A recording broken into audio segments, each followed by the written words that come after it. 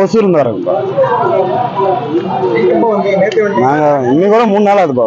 வந்து 3 நாள் ஆச்சு. 3 நாள் வந்து இப்போ நேற்று வந்து என்ன பண்ணாங்கன்னா, மக்களுக்கு உள்ள வேலை செய்யறாங்க ஒர்க்கர்ஸ், அவங்களுக்கு வாழைப்பழம், ஜூஸ், தண்ணி ஒரு 1000 பேருக்கு எடுத்து வந்து சப்ளை பண்ணிட்டு, இந்த போட்டோ வந்து நான் 2 வருஷத்துக்கு முன்னாடி தலைவர் எலெக்ஷன் வரும்போதே போட்டோ ரெடி பண்ணேன். அது வந்து நேற்று ஆதவாஜினா சார் வந்தாரு, அவர்கிட்ட கொடுத்து தலைவர்கிட்ட கொடுத்துருங்க, அவர் அவ்வளோ அன்பா வாங்கி நான் கொடுத்துறேன்பா சொல்லிட்டு இந்த மாதிரி டி-ஷர்ட் ஒன்று கொடுத்துருக்குறேங்க அவர்கிட்ட.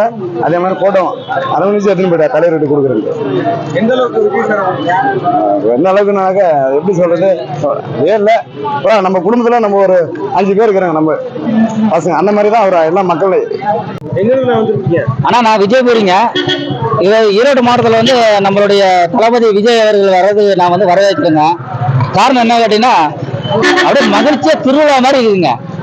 திருவிழா மாதிரி இருக்குதுன்னு சொன்னா திருவிழா கூட இப்படி இருக்காதுங்க. ஆனா வந்து நம்மளுடைய விஜய் தளபதி வந்து இளைஞர் மத்தியில வந்து அவ்வளோ உடைய நம்பிக்கை வச்சிருக்கிறாங்க.